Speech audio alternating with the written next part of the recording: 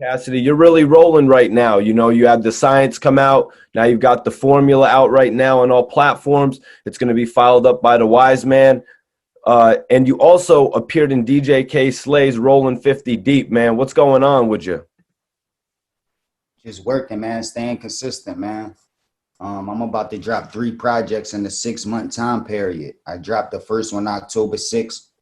I just dropped the formula, and I'm gonna drop the next one February the 1st. So that's gonna be 3 projects in the 6 month time period. Like you said, I've been doing a bunch of features too, aside of the K Slay one. I've been doing a lot of records with a lot of artists that's about to be released soon. We actually about to do another K Slay record like that, rolling 100 deep. I'm about to go even more crazy with it. So Yep, I know you're known for doing stuff like that. I remember one record you actually united many of the artists in Philly. What brought about this reconnection with DJ K Slay, Cass? DJ K Slay was like one of the first DJs I ever started working with when I came to New York. I think he was the first DJ, like mainstream DJ, to put me on a mixtape. So I've been rocking with him since I was a teenager, and just maintain a relationship over all of these years. And he know that I'm known for bars, so when he was putting together a record like that, he had to tap in.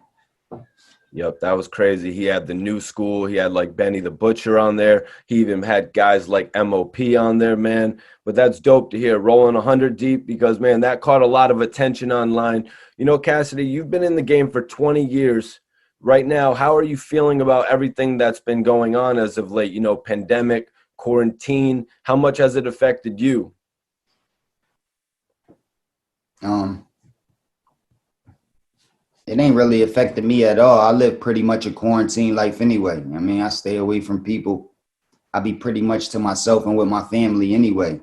So I ain't really have to switch too much in my life. I'm down here in Atlanta, so you know what I mean, most of the things has been open and still flowing smooth. So I ain't really been too affected. Um, I guess by the world being affected, not as much money coming in because people ain't been able to work and been able to move around. There's less opportunities to do shows, to tour, even to get features done. You know, artists might be struggling, might not got the bag that they used to having. So it could affect you in that way. But I try to stay busy and have a lot of other shit going. So if I come through a dry spot or a hard time in one area, I got other areas that hold me down. I've been out for so long, I'm used to this. This not the first like pandemic or like problem or trouble that I went through where I had to maintain. So I'm pretty good. So, Cass, on the album, The Formula, let's talk about the formula a little bit. One of the first things that caught my attention that you says that was that you made your first $1 million. I want you to take me back to making your first $1 million. How did that change your life? I was young at the time, so it ain't really changed my life that much, the actual money. The success and the fame that came along with it, people recognizing you, knowing your name, knowing who you are, that changed my life a lot. But the actual money, um, it didn't change my life too much. Um,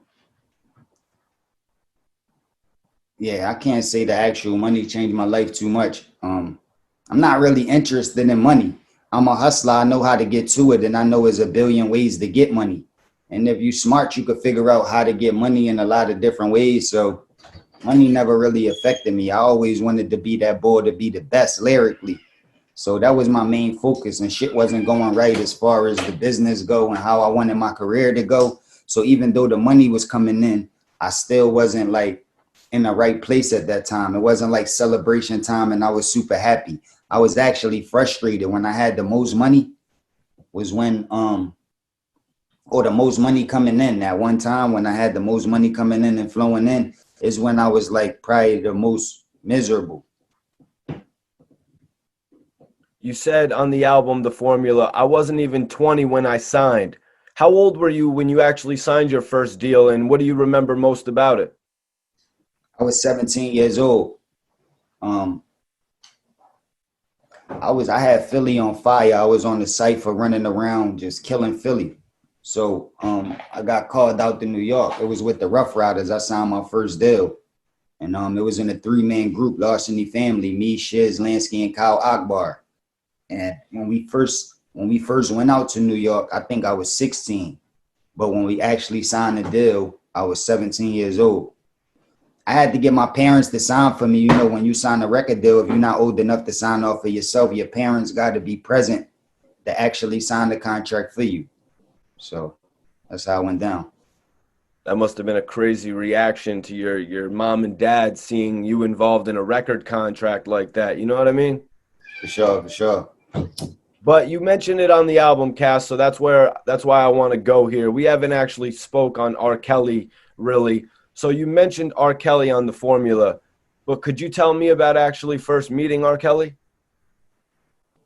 I met R. Kelly when I was working on my first album. He was on my first single, Hotel. So when I was wrapping up the album, I had a lot of songs done already. We was like about to wrap it up, but I needed that like big single. So we was looking for a certain type of feature, like a singer type of feature. The label that I was on at the time, J Records, they was like a pop label. They was used to working like big top 40 type of records. And I had like more hard street records. So I needed like a type of record that they'll be able to work, that'll be able to cross over and things like that. So we was thinking about a singer to put on it, and you know, me, Swiss Beats, Grady Spivey was an A&R that was down at the time. We all came up with the idea to get R. Kelly on the song. So we had the idea for Hotel and the direction that we wanted to go, but we put it together to go meet R. Kelly out in Chicago. So we went out there, and we went in the studio. He was just in the studio. We played the beat and let him know the concept, and he just started singing right away. He just started singing all type of crazy hooks. Actually, when he recorded the Hotel hook, he laid a lot more than that. Like when we did the Hotel remix, it was like a different hook. But he did that the same time that he did the first hook. People think he probably came back and did a new hook. But he did so much that first time that we had so much to work with that we was able to make multiple hooks and multiple bridges out of what he did the first time.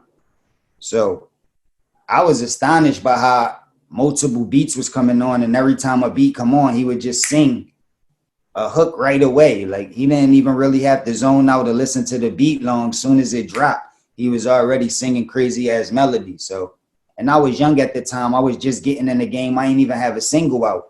So I was already a super R. Kelly fan. So to be working with Swiss Beats and be in the studio about to do your first single with R. Kelly, it was big for me. Actually, Twista, he came through the studio that day, R. Kelly studio, and I got to hear Twista rap. We were spitting some bars back and forth and all of that. And once he recorded the chorus, we left. I went back to my hotel. I was really in the hotel with Swiss, and that's when I wrote the record, like wrote my part and finished it like that. But that was my first time meeting him, and that was my only time meeting him. I never got a chance to meet him after that. Okay, so that was actually one of my next questions. Was there ever a chance for you and R. Kelly to actually work together again after the success of Hotel? Was there ever talks about you guys actually reconnecting for another single? I know what you just said, that you guys had a lot of extra vocals from Kells that we ended up hearing on the remix. So Hotel actually had a remix to it, but was there ever any future plans to pair up again? I think Hotel remix was featuring Trina. Yeah, it was Trina, the queen bitch. And shout out to Trina. Yeah, it was a big record, man. So, but I wasn't even responsible for putting the first record together with R. Kelly. So, after we did that record, we started to develop a relationship like through other people and phone calls. Like we never met up with each other, but we was keeping in contact through people, and we were supposed to work again, but it just never came together. Actually was supposed to perform with R. Kelly one time. The second time that we were supposed to meet, we actually was in the same building, but we ain't meet up yet. I just met with his peoples. And it was on the tour when him and Jay-Z had the Best of Both Worlds project out, and I think they was touring and they was doing Madison Square Garden. And I was supposed to come out with R. Kelly and perform that day, but it was a situation where like a fight broke out and the concert got shut down or something. So I never got a chance to perform with him. And I didn't get a chance to see him that day. So, Cass, we were talking about you were 17 years old, you signed your first deal. How many years later was it that you had done the record with R. Kelly? What was it, 5 years later? Nah, it was about, I would say like probably 4 years later, 4 to 5 years after I signed was when I did the song with R. Kelly. Because the first album came out in '03.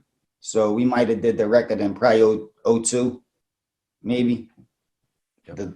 Maybe '02. So yeah, I would say like 5 years after I got signed was when I started, like I got signed at 17. I was signed to Rough Riders. That was just a production company.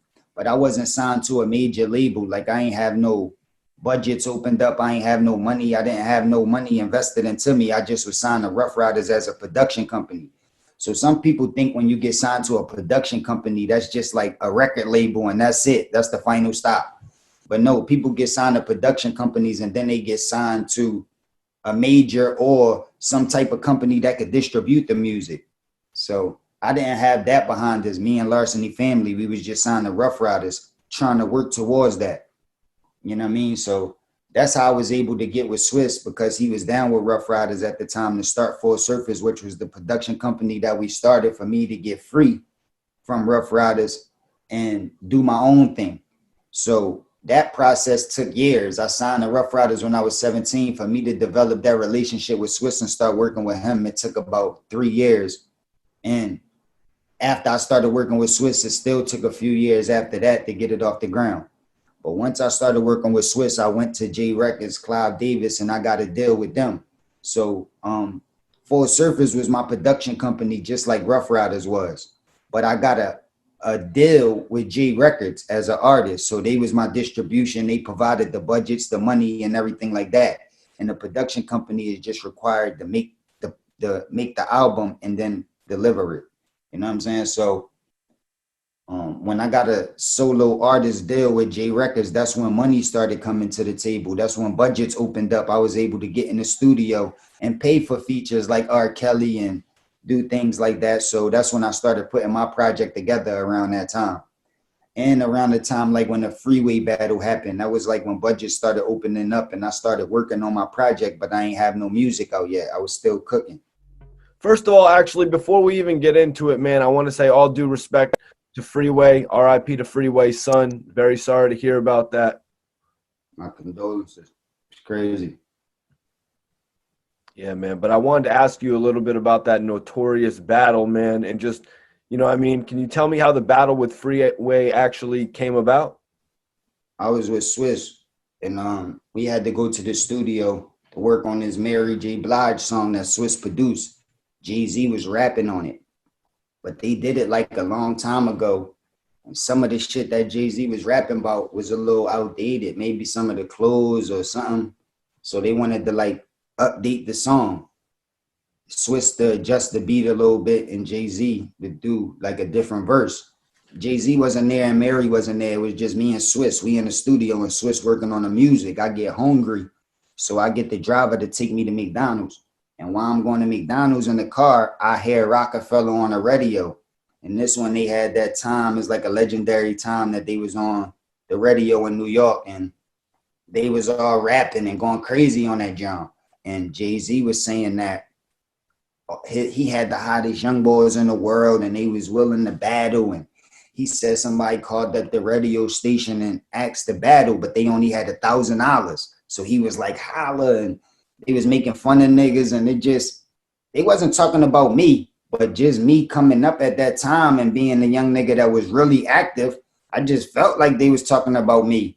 So when I came back from the McDonald's, I went in the studio and I'm like, yo, Swiss, these niggas was just on the radio talking crazy, like talking about this. He like, yeah, well, it don't matter because Jay-Z about to come to the studio anyway. So I'm like, yeah.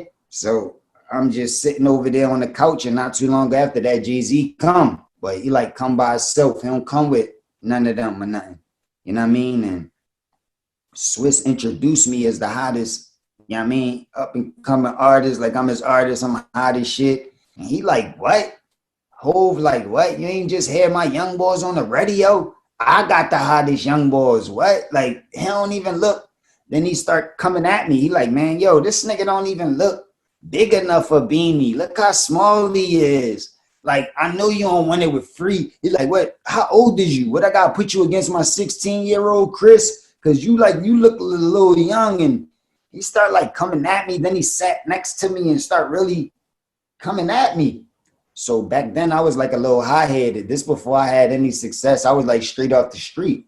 So I stood up. I'm like, nigga, I don't give a who you call through here. I would kill any of them niggas. Like, I don't give a like, what are you talking about? Like, nigga, but he wasn't familiar with me at the time. You know what I'm saying? A bunch of niggas be having little rappers, but he must not have knew the type of rapper I was. So he called them through. Yeah, we got some nigga in the studio. I need y'all to come through. So he start calling niggas Stu.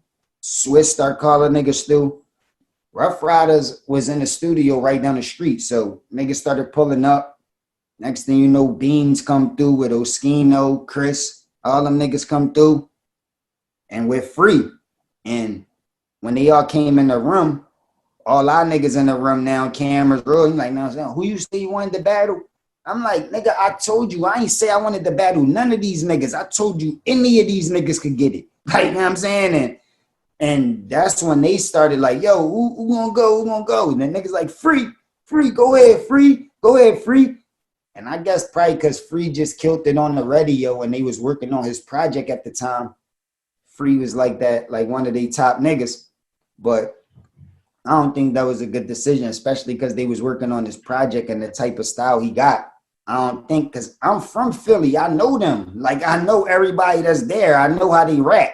So I'm thinking they going to definitely choose Beans. You know what I'm saying? But Beans knew how I give it up. When he came in the room, he like, oh, shit, B from the Cypher.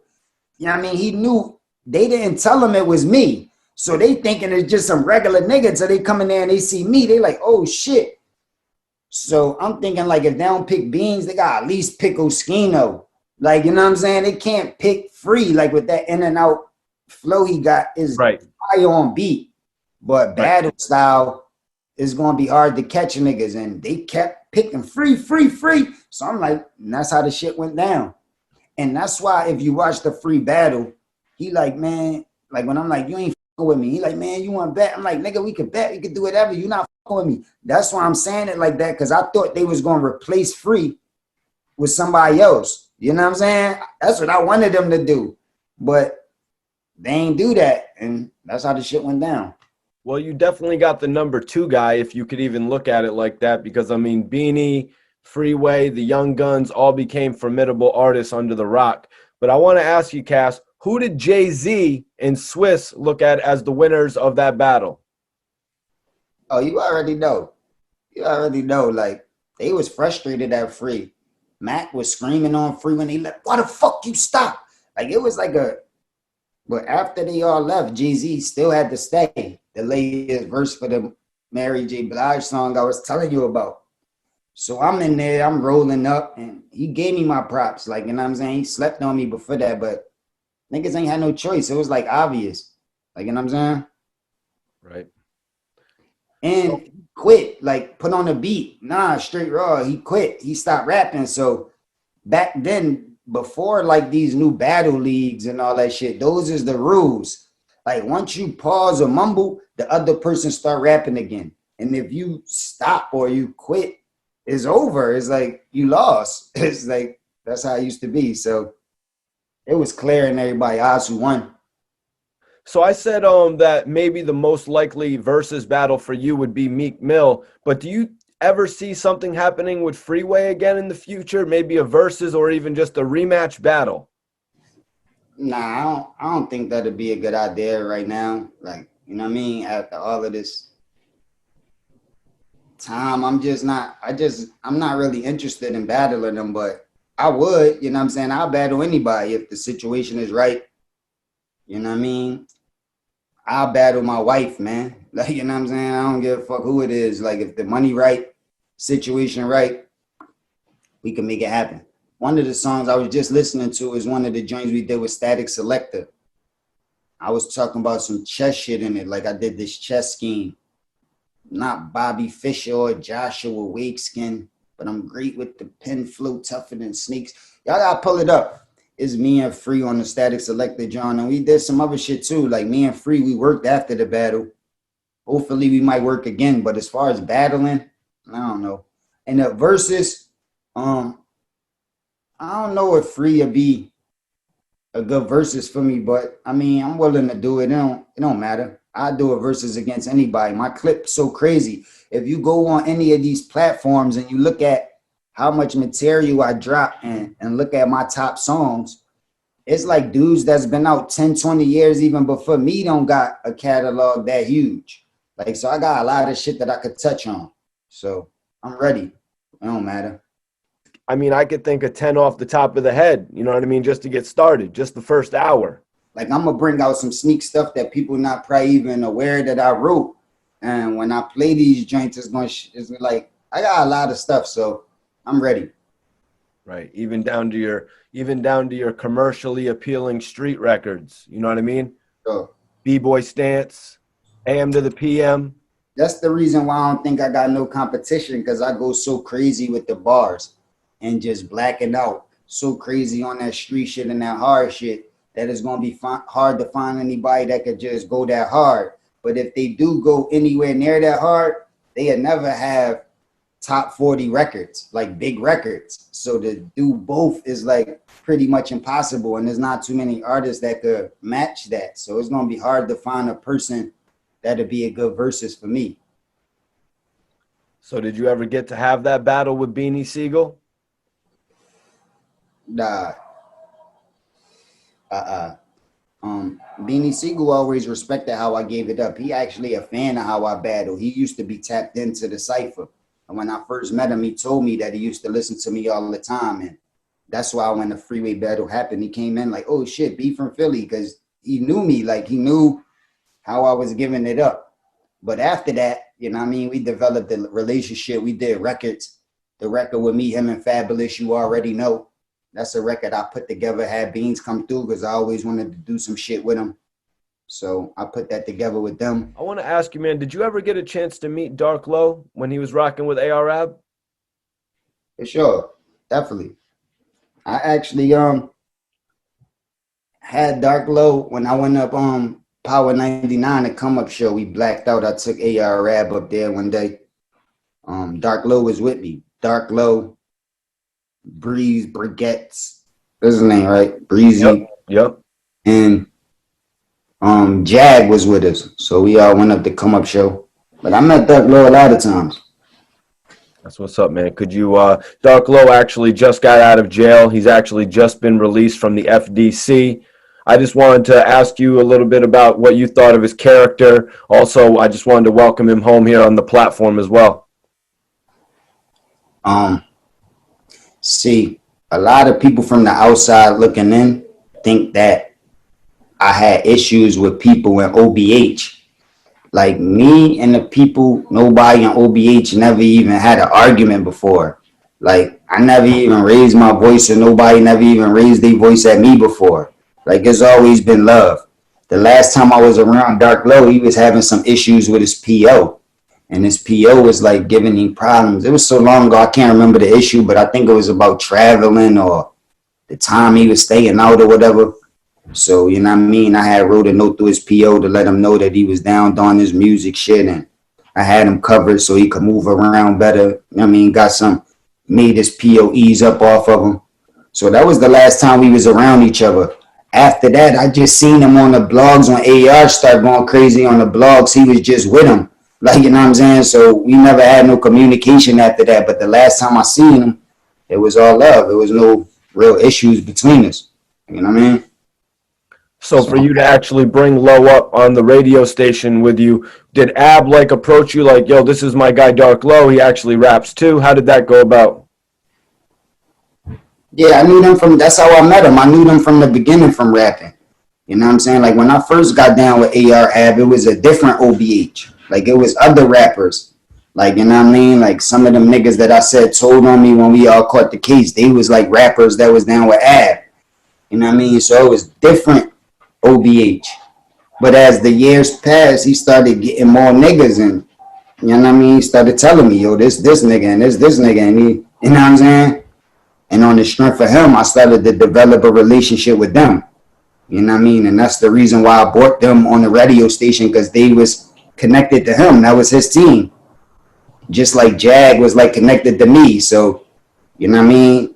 That's the reason why I did that. I never was OBH, or I never like signed the OBH, or even like, I only was dealing with Ad. Like, you know what I'm saying? But that was his team. So, you know what I'm saying? I was showing them love, always shout him out, or do whatever I could do to help them, because that was his niggas. Thanks, man. Definitely appreciate that. Welcome home to Dark Low. Definitely a new story that many people probably haven't heard right there as well.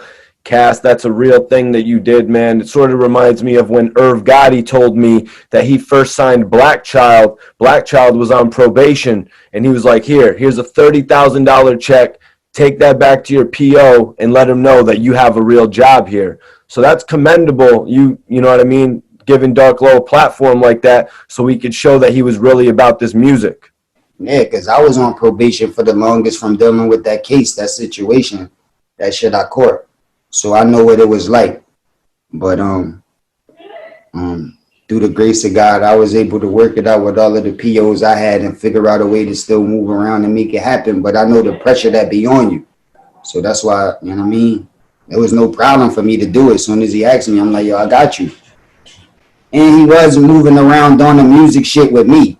Like, you know what I'm saying? When I had him around, see, people get this confused too. A lot of the blogs they talk about street shit and shit they used to do in the street. That's when they was in the street. But when they was with me, we was doing this music shit. You know what I'm saying?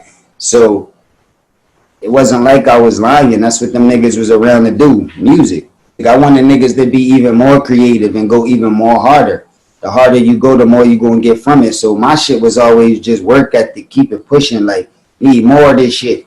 Like, you know what I'm saying? And that's the tip I was on. Everybody let you know that's how I always carried it, and still to this day.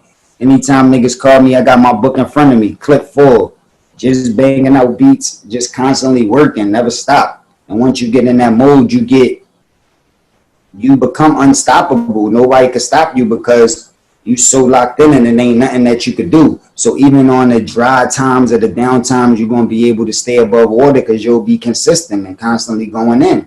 You know, Poundside Pop has been making a lot of noise in Philly lately. For sure. Definitely making some noise. Did you ever get a chance to meet and interact with Poundside Pop? Nah, I never met him. I don't think so.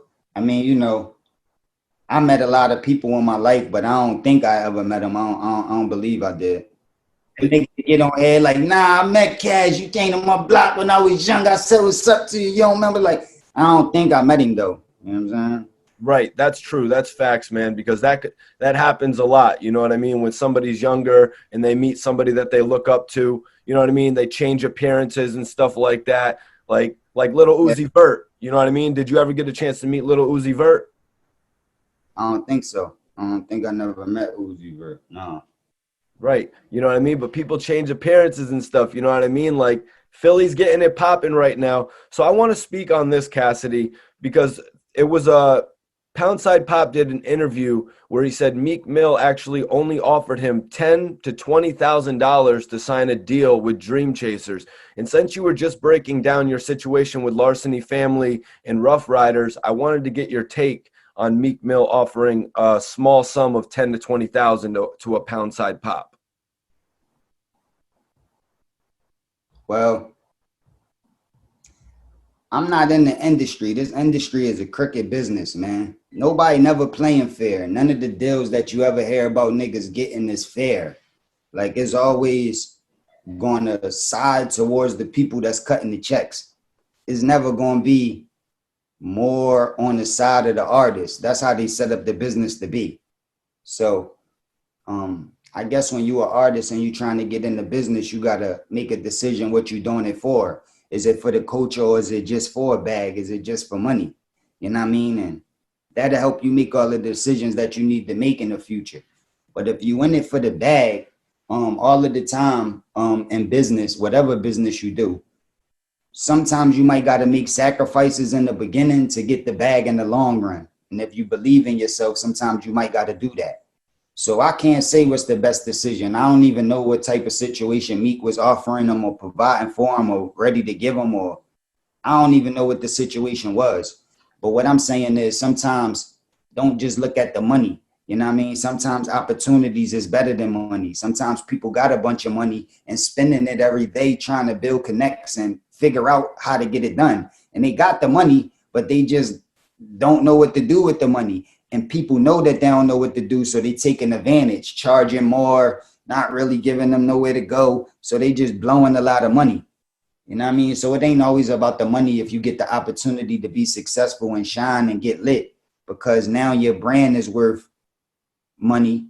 And if you figure out a way to capitalize off it, then you could be good. But every artist is not the same. Every artist don't know the same information, and every artist not trying to take the same grind. So I would have had to see the contract and to know the details to be able to elaborate more on that. But this is a business, and like what Popside did, if somebody offer you something that you don't like, you got the right to turn it down. You don't have to sign it. Nobody got a gun to your head like, yo, take this 10,000. If that's not what you feel like you worth, you feel like you worth more and you feel like you deserve a better situation, then turn it down and keep it moving and believe in yourself until the next situation come around. Because that's what I did plenty of times. Plenty of times I had to turn down deals, offers, opportunities that plenty of people were saying you should have took. Like when battle rap like started getting a little more popular and started to get more money in it, they started offering me smaller amounts, 20,000 in the beginning. Then it went up to 40,000. Then it went to 50,000. Then it went to 75,000. And I'm turning these offers down. And I hear people like, yo, he should have took that. What is he doing? He's so stupid. Yo, you would never get this type of money. And because they just ain't understand the business. They didn't understand what I was worth. They just commenting off what they was used to until I came back and got 250,000. And then it looked like, you know what I'm saying? But if I would have took them lower numbers, I would have never been able to get to that number. You know what I'm saying? So these people just got to understand the business and what they worth and believe in yourself. And you don't got to take what niggas offer you. You know what I'm saying? So it is what it is. What's up, Cass, man? I appreciate you giving your perspective on that. But let me give y'all some, like a breakthrough story. Before Meek got his deal and before Meek got on with Rick Ross and them, I offered Meek a deal and he turned it down. You know what I'm saying? With the situation that I had with E1 at the time, you know what I'm saying? They was willing to give him an opportunity. Wasn't the best opportunity, but it still was a situation, and I offered it to him and he felt like, you know what I mean, he wanted to do something else. So, you know what I mean? Sometimes it is good to accept deals and sometimes it's good to turn them down. It just depends on what you see best for you, you know what I mean, in your brand. Yeah, do you think that would have opened up an opportunity for Meek to release his Flamer mixtape series on E1? I'm not sure around the time limit. I think it was after he probably released some of them. Right. But We're just trying to give him a bigger platform. yeah, for sure.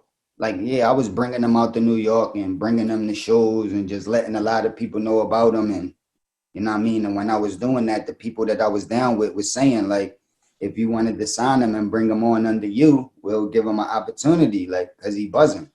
So I let him know that, you know what I mean? And that's how it goes sometimes, though. You know, you don't have to take deals if you don't want to take them. So if it wasn't enough money or it wasn't what you expected, you can turn it down. Or you could just counter offer. Like, you know what I mean? You can have your peoples write up something different and hand it back and see if they accept it or not. So I want to ask you about Gillie the Kid. Did you two ever have a relationship, being that you were both from Philly?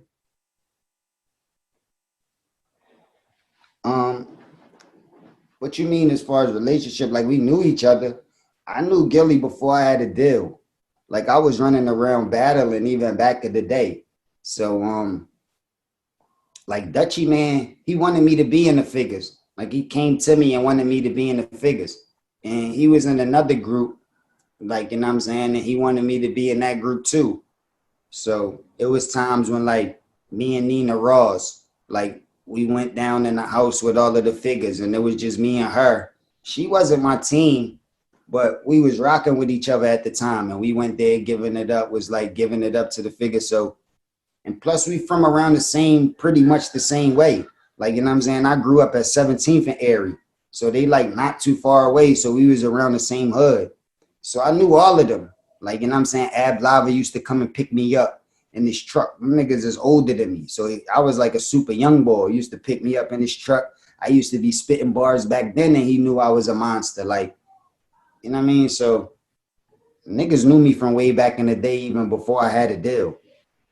So, Cass, let me ask you then, why did you ultimately never decide to join the Major Figures?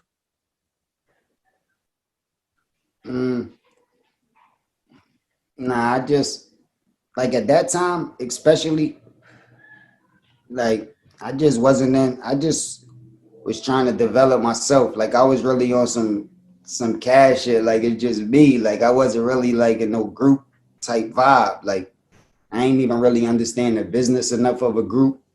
And I ain't just really like that feel at that time, especially with those type of people. Like they wasn't really my friends. Like I told you, like I knew them and I would see them, but we didn't like grow up together. I ain't know them. I mean, so I would have felt out of place a little bit. You know what I mean? And the ones that I got coolest with was Dutch. Like we started to hang around, hang out. Like, you know what I'm saying? I went to Dutch house, like rest in peace, but I met his mom. Like I know his brother, like, you know what I mean? Me and Dutch was really hanging out. We used to run around the city, battling niggas, used to go down South Street and start ciphers and battle niggas down South Street back in the day.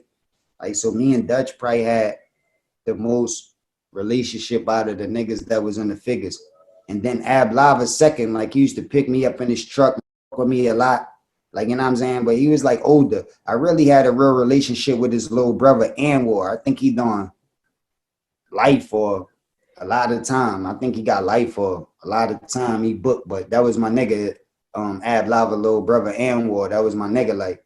So, but I don't think I would have been right for the figures. That's why I never did that. But the figures had it on Smash, man. I was a super fan. I just was on the phone with Dutch the other day singing one of the verses where he blacked out on the radio. Line for line, probably know this shit better than him. Like them niggas was moving and shaking at one time. And you know what I mean? So God give it up for them. They did a lot for the city and inspired a lot of niggas that came after them to want to rap and do their thing. So can't count them out. You can't, like, you know what I mean, forget about what the figures did. They say that Jay-Z modeled state property after the figures. Do you find any logic in that? I'm pretty sure, man. That's what these industry dudes do. They model stuff after other stuff. I mean, that's what every artist do. You know what I mean? It's a real artist does that, but it's like undetectable. Like, you know what I'm saying? When you could take something, you could thieve something, but it's undetectable. You know what I mean? Then you a real artist.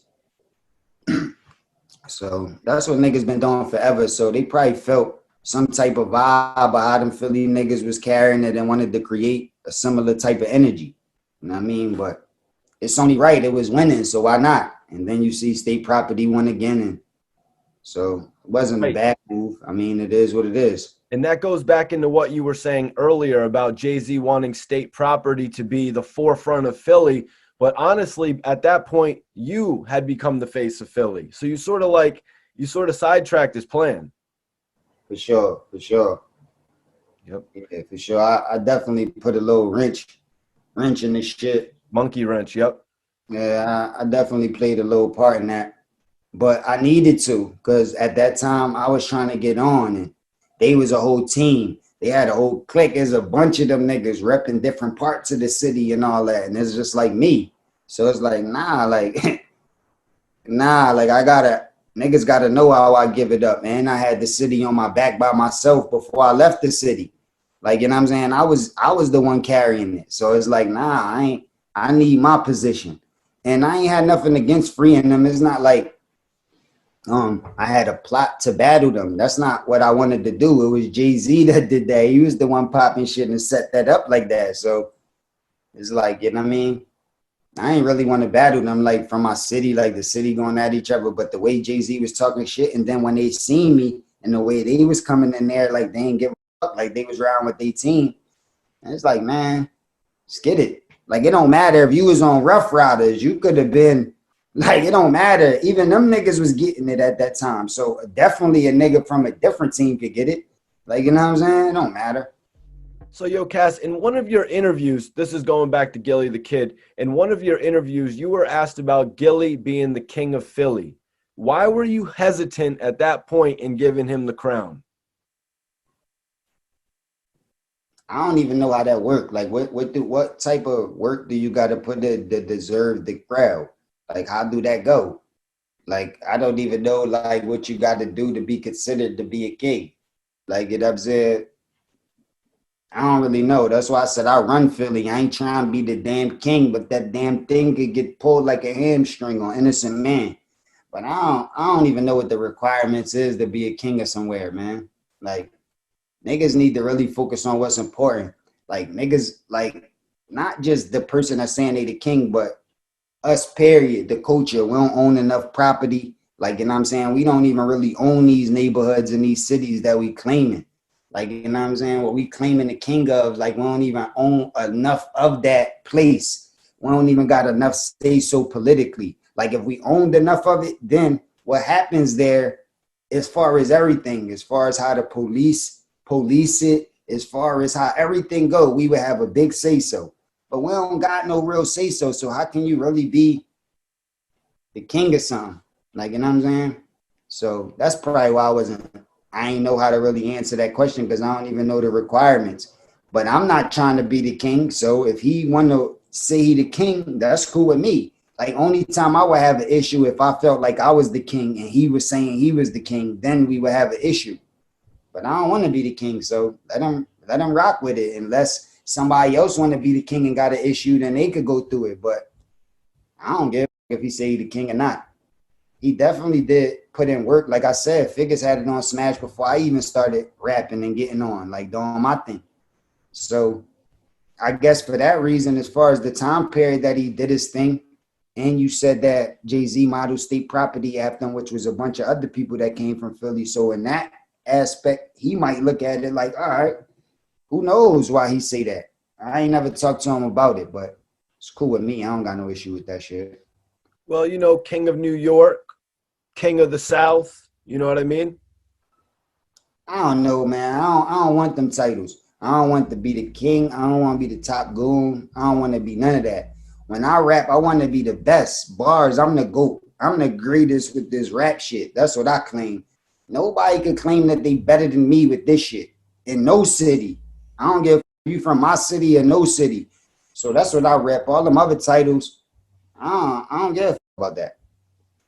So, yo, one thing I will say is that Gillie does support you when it came to these battles.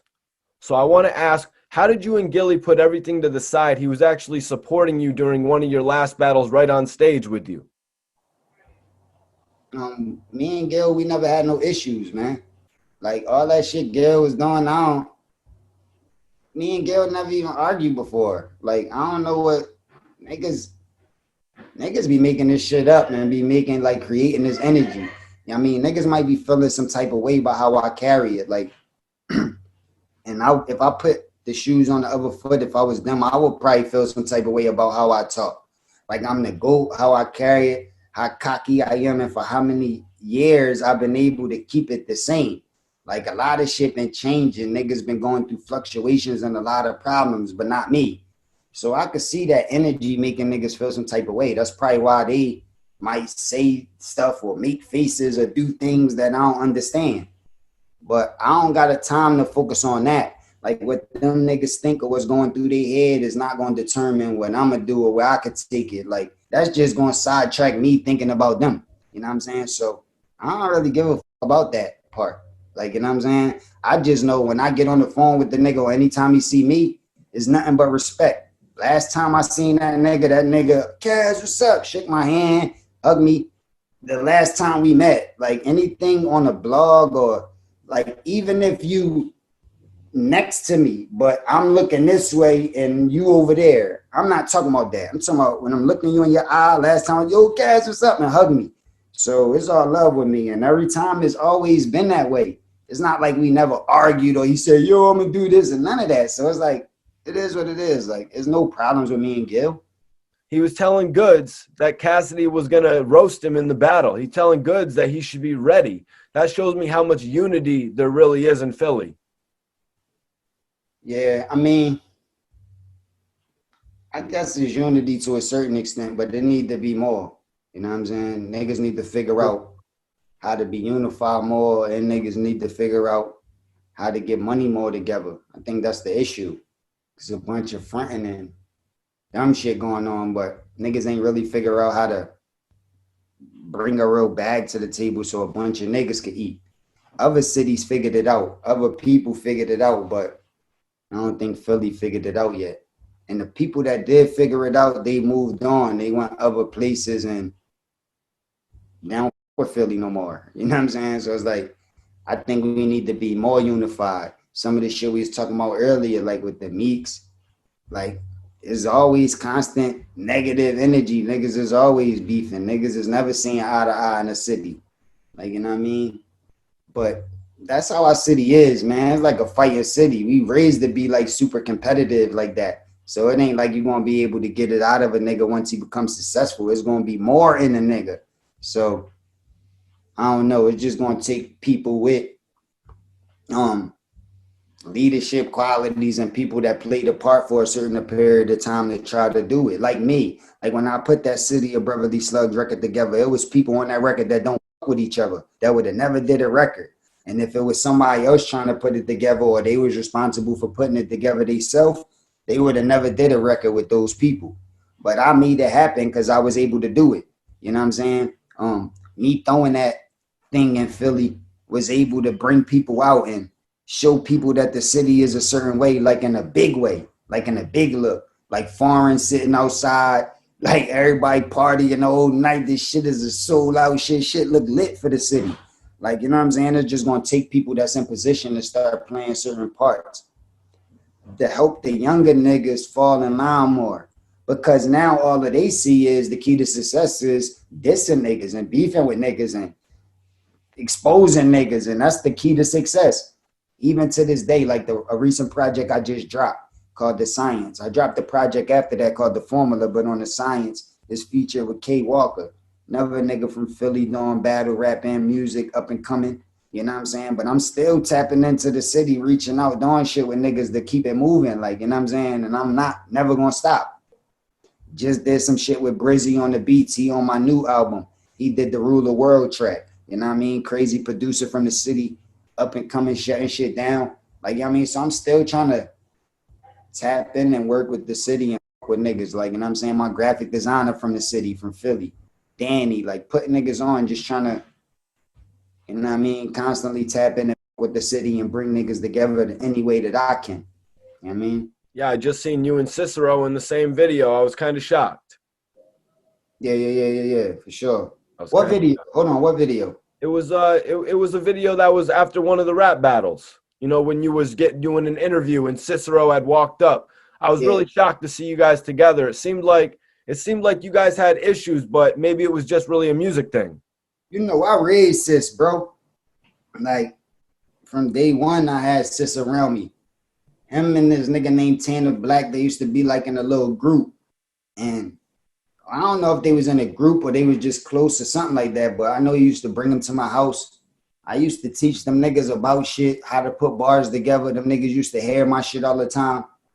And because of that, when he started to get, started to do his thing, he got a lot of comparisons to sounding just like me. Everybody like, yo, you sound just like Cass. And it went from like, when you're trying to get nice and they say you sound like Cass, it could be flattering. But after you feel like you got your shit together and niggas keep comparing you, you could get frustrated. So the frustration started leading to niggas saying and doing shit. So that's where it seemed like we had some type of beef and all that. But there wasn't no real shit.